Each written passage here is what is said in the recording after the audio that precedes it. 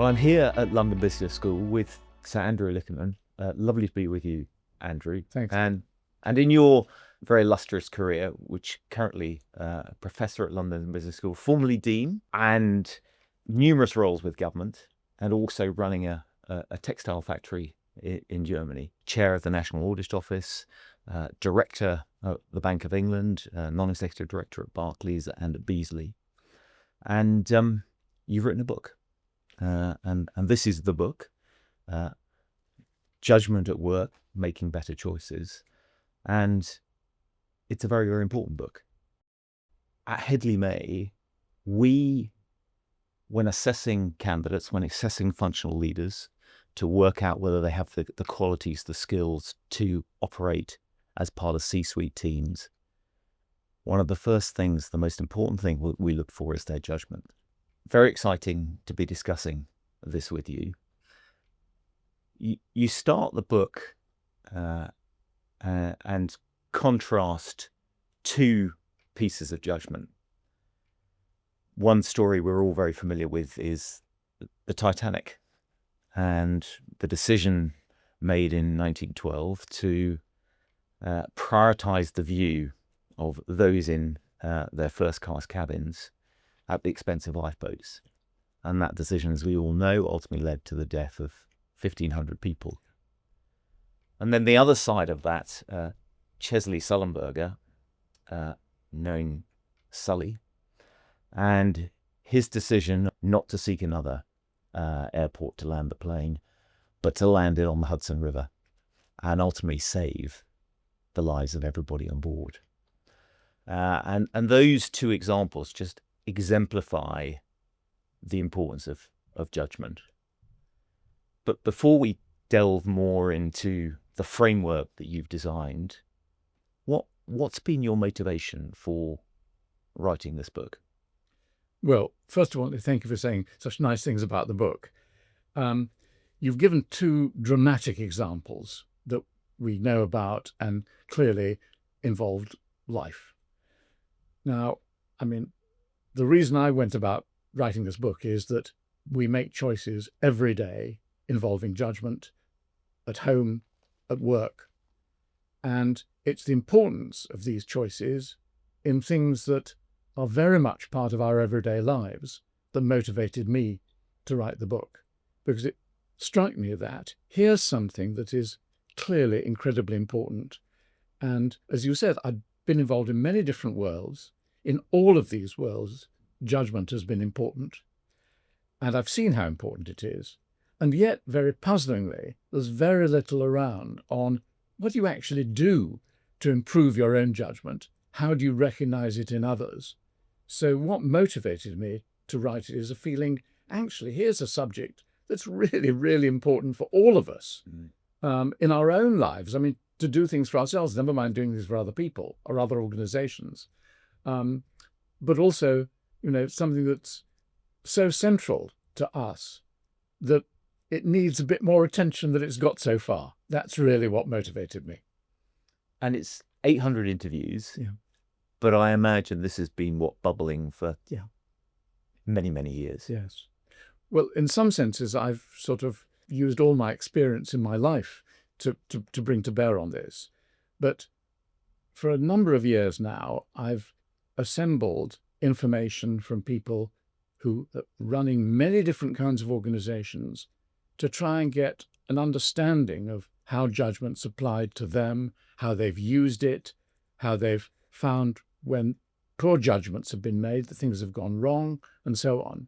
So yes, it has been bubbling for a long time, but I'm still doing interviews now all the time about getting new examples, hopefully trying to find ways to better explain what goes on here. And one of the things that's super about the book is just you litter it with examples.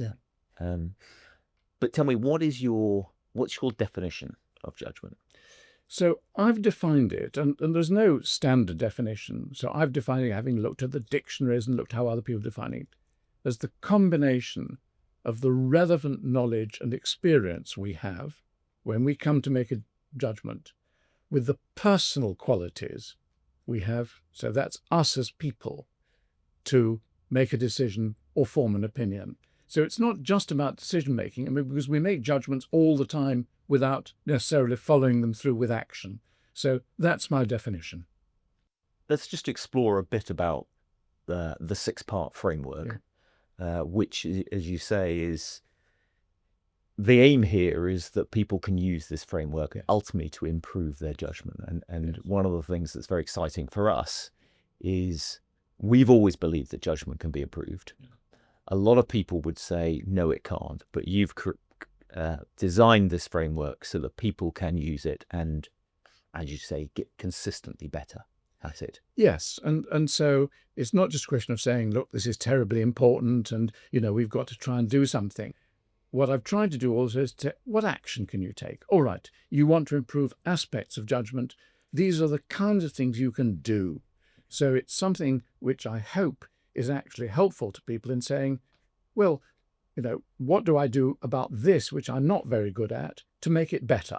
And I believe that we start off with us as individuals having certain qualities which are better than other people's in some areas. So some of us have good parts of us, as it were, that help us to do that from the start. But I believe we can make things better even if we have a good start in them. Yeah. Well, let's start with the starting point of the framework, which is knowledge and experience. And in the book, you give a couple of examples. One is HSBC's acquisition in Mexico, which of course led to financial crime and all those issues, and then also Crossrail. Yes. But tell us a bit more about knowledge and experience and how one might think about that.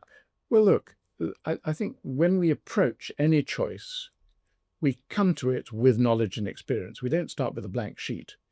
The question is, how relevant is our knowledge and experience to what we're about to do now? And you quote the example of HSBC making a takeover bid in Mexico. I mean, HSBC is a very impressive international organization, but even they, I think, would admit now they really got this seriously wrong because they didn't understand the Mexican situation specifically, and having made the acquisition, didn't look carefully enough at what was going on. So it's not that HSBC isn't good at banking, it is, but Mexican banking is a different game, and so the relevance is really important here. So knowledge and experience is a question of saying, all right, how can I apply what I know to this particular situation? That's the importance of knowledge and experience. And then you talk about then the importance of filling in the gaps. Yes. And who you might bring in to supplement your knowledge. Exactly. Now, we're used to doing that. We don't assume we know everything. We ask colleagues, we bring in experts, we ask ChatGPT, we do whatever we can to fill in those gaps in our knowledge. What's important is to understand, have I got enough that's relevant to this? What more do I need? So that approach can fill the gaps in knowledge and experience. And then the second part of the framework then is awareness. Yes. And it seems to me that the core of this is listening. Yes, it is. And, the question of saying when we're approaching a choice, looking at, are we aware of what's going on here? I mean, we sit in meetings, we're aware in a meeting, I'm sure the phenomenon of, suddenly things change in the meeting. Suddenly they're not quite going the way we thought they would. Why is this person not talking about this? Why are we talking about that? This business of the dynamics of our choice, the way in which we can be aware of what we know and what we don't know, what people are doing, what people are thinking, all those kinds of things are really important in terms of making sure that at that moment we understand what is going on. And the importance you talk about of what's not being said. Exactly. So, and just as in an interview, we realize that something is there's a gap somewhere. I mean, understanding where the gaps are as important as understanding the dynamics of what's happening. And again, in the book, you talk about one or two people who've always felt really impressed you. Yes. Well, I quote in the book an example of somebody I knew for all his life, because I worked with him when we were both in our 20s. And he's someone who I thought was really impressive then, because he listened very carefully to what was going on. He took it in, he absorbed it, and then he used it, in a way that it wasn't just a sort of reaction, as it were. He really absorbed what was happening. I then knew him 30 and 40 years later, when he was, at that stage, he'd become non-executive director of the year, voted by the Sunday Times. This is Sir John Buchanan. He then became Sir John Buchanan. He was still listening. He was still absorbing. And that made him hugely valuable as a non-executive director in many different organizations. So I quote him as an example of, for me, the person who's really got awareness sorted. Yeah. And it is an interesting thing, and I think a great theme that comes through that chapter is actually we underappreciate, we undervalue listening. We do. As a society, and that impacts judgment. Yeah, that's the cost of that for us as businesses, as society is really significant. Look, I'm sure we've all been in situations where you're talking to somebody and they're not listening. They're already formulating the answer to your question as you're asking the question. They just want to rebut or think it's all output. They're not actually understanding, well, what is happening around here? What's going on? Do I actually understand that? And I think that's a really valuable attribute. Yeah.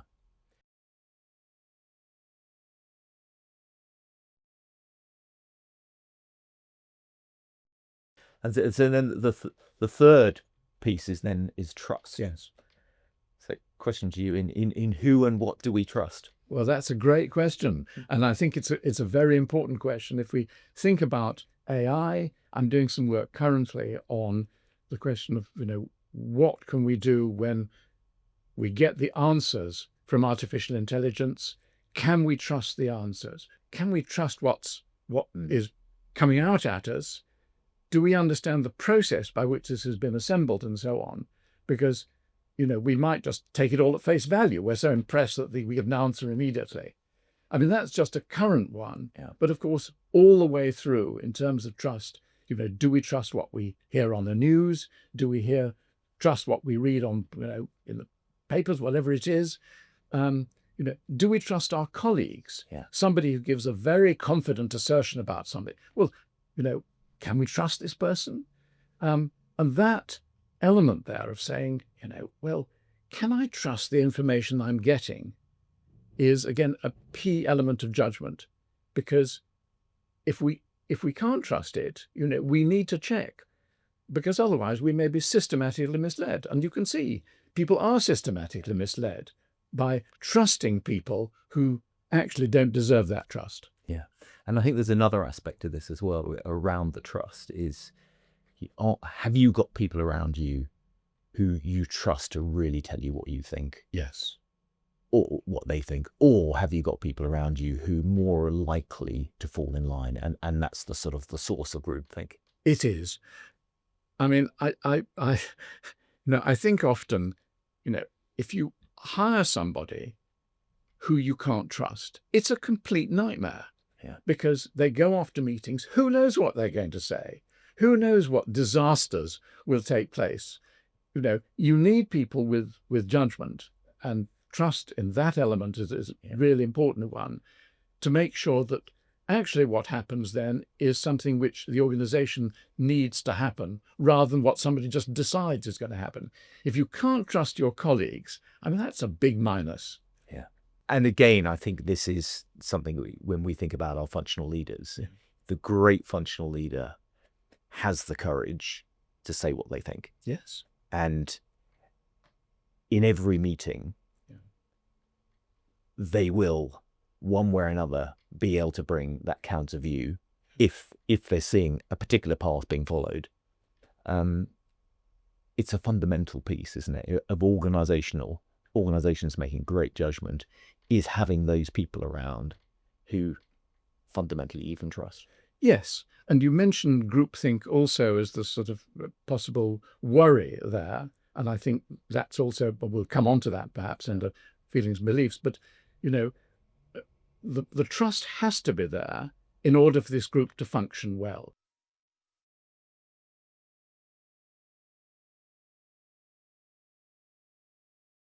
Now, what you don't want then is everybody trusts everybody so much that nobody thinks other than, through the group think. And then you've touched then upon the next piece, which is feelings and beliefs. Yes. And this seems to me, this is about hubris and bias, Yes, isn't it? it is. It is. Look, we've all got biases. It's unreasonable to say we don't have bias, we don't have feelings. We all come into a meeting, we all look at an issue with who we are. We're human beings with feelings and beliefs. Yeah. So I'm not suggesting we shouldn't have feelings and beliefs. My belief is that, as far as I'm concerned, what matters is here that we understand our feelings and beliefs and know what's going into them when we come to making a choice. So if we have a bias, if we have a tendency to do something, we need to be aware. Let's say hypothetically, and I think I give an example in the book of, a colleague told me after a meeting that they thought I was overcautious. And I thought that was really valuable because I wasn't aware I was overcautious. And so I was conscious going into future meetings, before I said, oh, I think that's going to be too ambitious, whatever it is, am I being overcautious? Yeah. Now, I could still feel it's no good, but at least that's a kind of check on me to think, do I understand myself well enough? So one starts with feelings and beliefs, one has these biases and so on, fine, but we need to be aware of them. You also, in the book, talk about, and I'd love to unpick this story about Malta. Yes. And a factory Yes. that was being built in Malta. Yes. I was involved in a company where somebody had built a plant in Malta to manufacture. And Malta is not an easy place to manufacture things. It's not kind of on the road to anywhere in terms of markets for this particular product.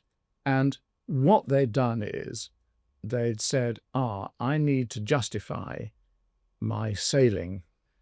I've got villa and a boat. And so I'll justify it by saying I'm going there on business. And so an entire factory was built. Yeah. So this person could sail their boat effectively at the company's expense. Now that's an agenda that was, not clear, not on the table, and should have been sussed out from the start. Yeah. And of course, that's the combination of the feelings and beliefs but within an individual, but also then the awareness of what's really going on here. Exactly. And you rightly say, these things are connected. Yeah. Being aware of something also involves trust. Being aware something involves feelings and beliefs and so on. Yes, exactly. And at the heart of that, though, is that sense of something's not quite right. Yes. Yeah. Look, I mean, we're not detectives. It's difficult to know that. And yet, as we gain knowledge and experience in our lives, and that's why it's much easier for somebody who's had experience doing something to get a sense of what's wrong, what isn't happening here, and so on. And so in general, hopefully, it's a, overall phenomenon. Our judgment should get better through our working lives as long as we don't then get overconfident. Yeah. And that's the bias that, when I talked to Danny Kahneman, we're thinking fast and slow about this. He said to me, look, overconfidence is the worst of the biases because people then sweep aside everything else. They're so overconfident, they don't listen to anybody, they've made up their mind already and so on. So, I can see why he would have felt that is the most difficult of all the biases, because you kind of think you can do everything.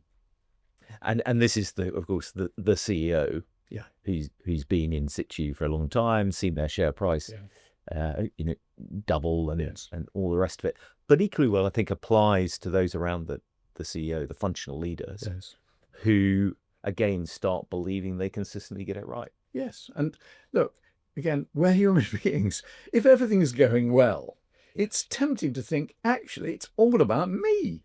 I am, well, frankly, a bit of a genius, really. Yeah. My share price is going up, the company's motoring along. What's not to like? And I'm sure, all of us have seen people like this Yeah. who have come crashing down because actually they've started believing their own propaganda and they sweep aside anybody who's got any contrary views.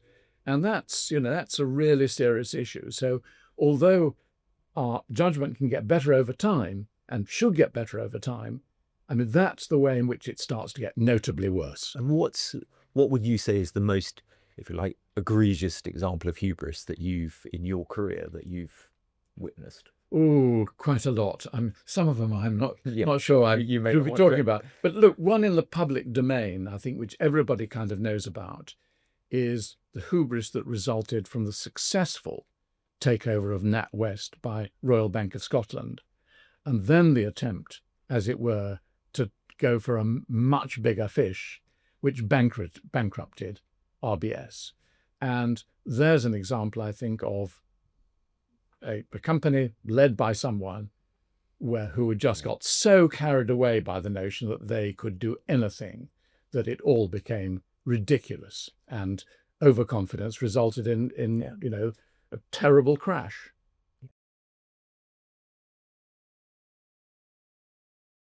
So then we move on to choice. Yes. And well, tell us a bit about choice. All right. So far we've gone to all sorts of things that come into the choice. So we actually then end up with saying, all right, so what are we going to do? And here, what I believe we ought to focus on is, how are we making this choice? Who's round the table? Is it one person on their own who's doing it? Are they bringing people in? Are they bringing the different stakeholders in? What's the nature of the discussion? Again, I'm sure we've all been in meetings where somebody who's been so dominant, basically nobody really else is allowed to say anything. Well, that's great. If that person is fantastic, that may be fine. But actually, that is not a good sign. If people, again, may not feel able to speak up. You mentioned groupthink before. There's groupthink, which is a danger, particularly with a successful group and so on. And so the dynamics of the choice, the way in which things happen, is itself, I believe, important to the judgment process. When we're making a choice on our own, the children's school, where we go on holiday, you know what I mean? There's lots of consultation needs to take place. We don't know everything about schools in our area, and maybe we should be consulting other members of the family as to whether they want to be on the beach or in the mountains or whatever it is.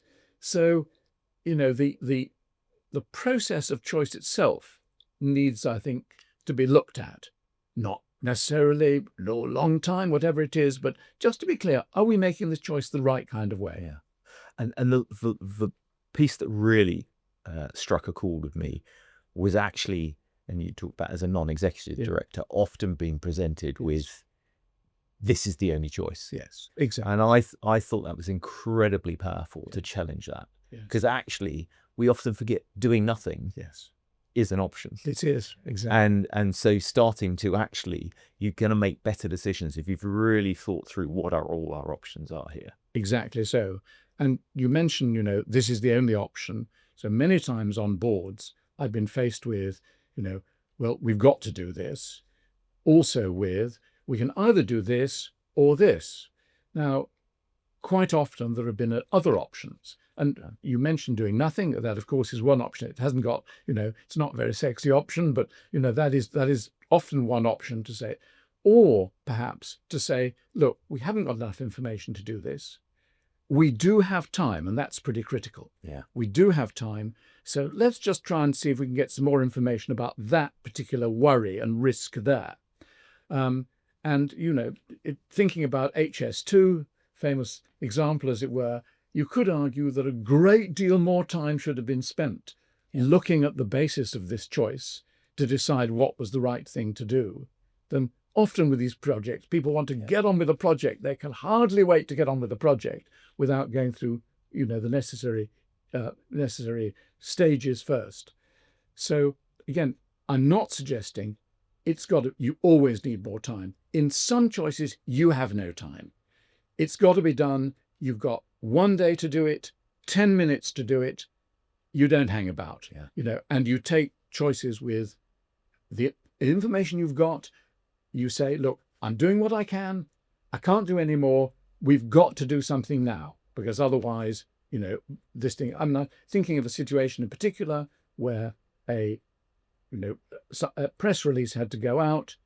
Bluntly, not sending a press release out would have been a strong statement in its own right. So you've got to do what you can in those circumstances. Yeah, you do touch upon a great point. It's something I really struck with me from an interview I probably did about 10 years ago, in fact, of a general counsel who financial services and on the trading floor, and regularly told, we've got to make a decision now. Yeah. And he said, you always have 15 minutes. So there we are. Exactly. And so in that high pressured environment, he said, that's fine. He would then go and take himself away and give himself clarity for at least those 15 minutes. Well, you've given a great example, because the question is one being pushed to make a decision on a completely artificial basis? We've got to make a decision now. One question here is, do we have to? You just need to establish that. Maybe that's completely right. But if you don't, the old adage of sleeping on something strikes me as often very wise. Just simply going away and saying, you can tightly email out that is going to change the world, or, wreck somebody's career or whatever it is, or make some amazing statement. If you've got the time to do it, maybe put it into the drafts folder, and go back to the morning and say, does this feel right? Does this look right? But that's it. If you've got to take it out, I'm not suggesting everything should be delayed. Yeah. And you do talk as well in the book there about, don't you, about intuition, instincts. Yes. And I'm certainly a great believer in that. Yes. If it doesn't feel quite right, we go back to feelings and beliefs, but it doesn't feel quite right. Actually, how do you start voicing that? How do you bring that into the discussion? And I think there is often in business the sense of, okay, you just got to bury that. And then afterwards people say, yeah, I felt something, it was just a bit off there. Yes. No, it's intuition. We think of intuition as being in the gut. It comes from my gut. Actually, intuition is here. It's all the accumulated experience we have being brought to bear on this particular choice. And in that sense, therefore, intuition can be really valuable. The one reservation I've got about intuition is that you can't pin it down. And again, I've worked with regulators, and regulators want to know, how was the decision made to do this? Even if you got it wrong, the argument goes, as long as you've gone through the proper process, then that's okay. With intuition, you can't say, well, I had an intuition. Yeah. So if you're accountable for something, then intuition may be a bad way to do it. And if you have no relevant knowledge and experience, then intuition is risky. Yeah. And that's again what I think is so valuable about this framework, because I think if you have got something that doesn't feel right, this is a great way to go into a quiet room and start working out, is it a gap in knowledge experience? Do I not quite trust that individual? Is there something else going on here that I can't believe? Or hold on, where are my biases? Do I need to understand? All of those things I think are going to help people ultimately work within their organizations to help the organization make better choices. Well, I hope so. Just one thing to emphasize, though, there's a lot of stuff to think about, a lot of stages. I would say doing any of these is better than doing none. Of course, it's great if you can do all of them. But even if you stay in thinking about a choice about, do I purchase this new thing? Do I trust this website? You don't have to go through all the stages. You can just look at trust. Looking at the question of, I ride my bike in London, being aware of what's going on around you is very important. So each of these, it seems to me, is worth something. Doesn't have to be all of them necessarily.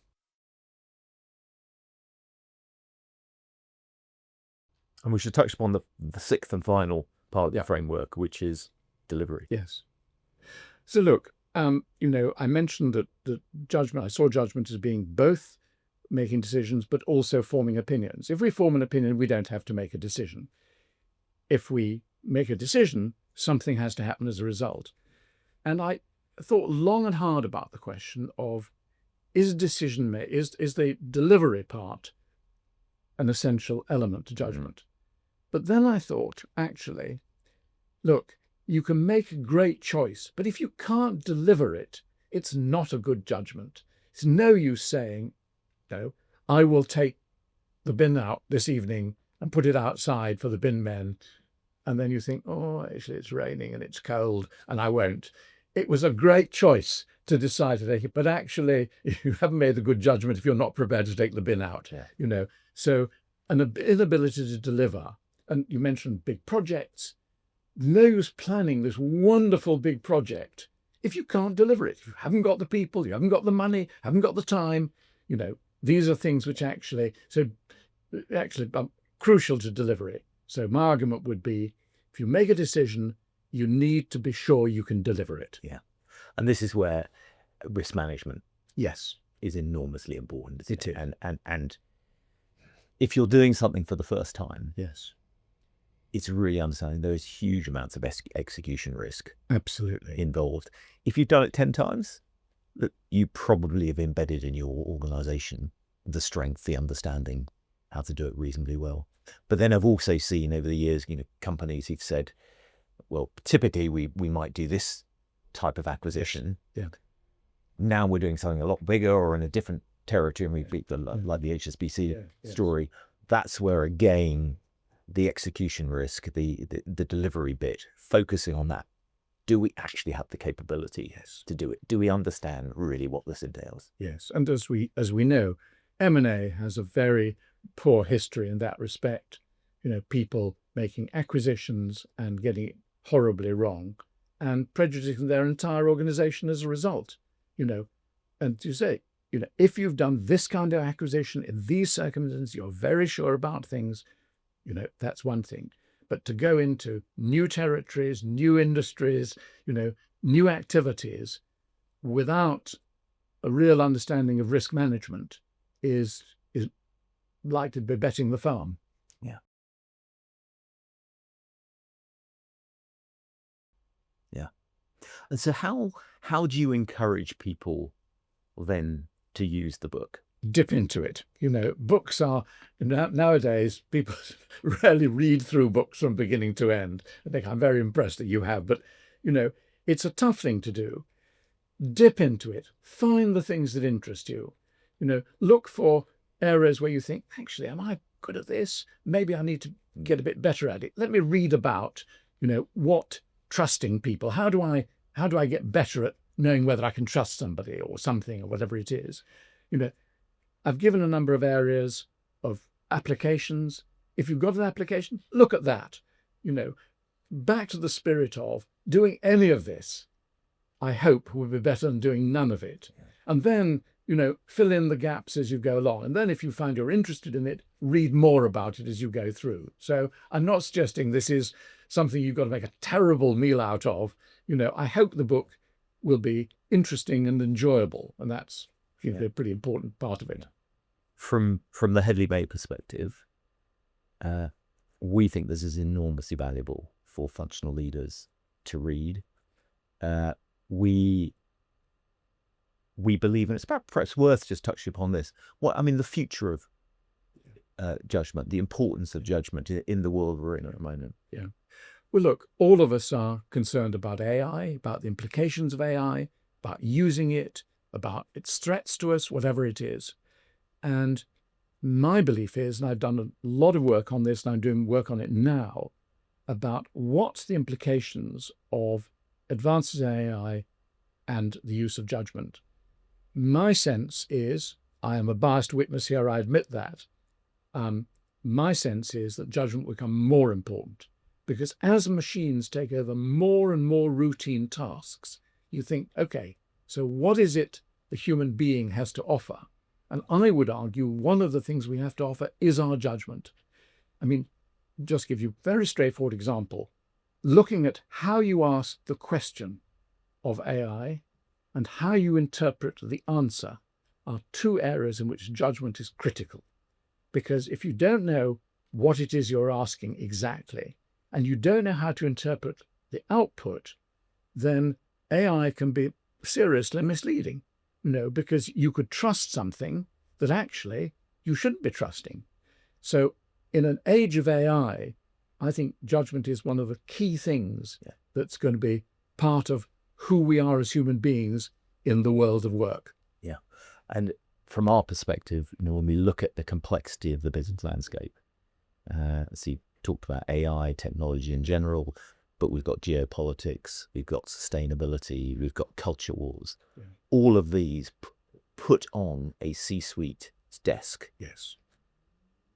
Certainly once a month, maybe once a week, something new, which requires judgment. Yes. And all of this while they are trying to run a business and deliver for their stakeholders. So it does feel a very complex world that we're in at the moment. It is. And, it's a lot of factors that we don't understand very well, that are new, and for people who run organizations, they're being faced with things that are really challenging in terms of the environment in which they operate.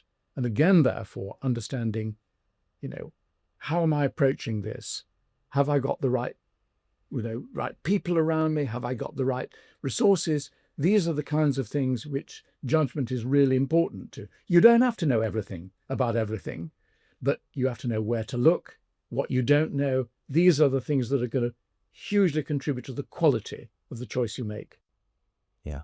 Well, look, I think it's incredibly powerful work. Thank you very much. And I think there are various courses now, aren't there, in the London Business School, ABA program has now adopted it. I think there are other. Yeah, I've done an online course if people want to do this. If I can give a quick plug, there's an online course. You do 8 hours at home, then there's an hour and a half face-to-face from London Business School. But the book, I hope, gives a lot of the detail of that, so on. And I'll be continuing to work on this with people, facing real problems. Yeah. And there is also, I think, an absolute genius chapter in here, Ideas into Action. Yeah. Which I would encourage everybody, that is actually, have that close by. Because I think when you've got a big judgment call, it's about 6 pages, isn't it? Of just going through some questions, just for you to really help as an aid memoir to think, what have we missed here? Yes. Or what are we overvaluing or undervaluing? Yeah, absolutely. Because look, we've been talking about ideas, and so on, and people might think, oh, it's all very airy-fairy, it's nice, but well, actually, what I hope I've done that is say, so what do you actually do? What do you do facing choices? What do you do to improve yourself? What are the tangible actions? Because understandably, I think, people must want to say, well, what do I do as a result of all this? This is all very nice. Rather than like watching a TV program, you say, well, that was very nice. Now I'll go on to my next thing of the day, to me, whatever it is. So I hope, thank you. I hope that those people will find those useful. Yeah. And going back to what I've said before, this absolutely resonates with us because many people would say to us, you can't teach judgment. Yeah. And we've always been of the view, absolutely, you can improve anything. And what your book does, I think, does prove it, but also gives the framework that people really can learn, can improve. And again, thinking about our work as an executive search firm, appointing people to leaders, to organizations, we believe, like you, in this AI world, that actually judgment is going to be more and more important.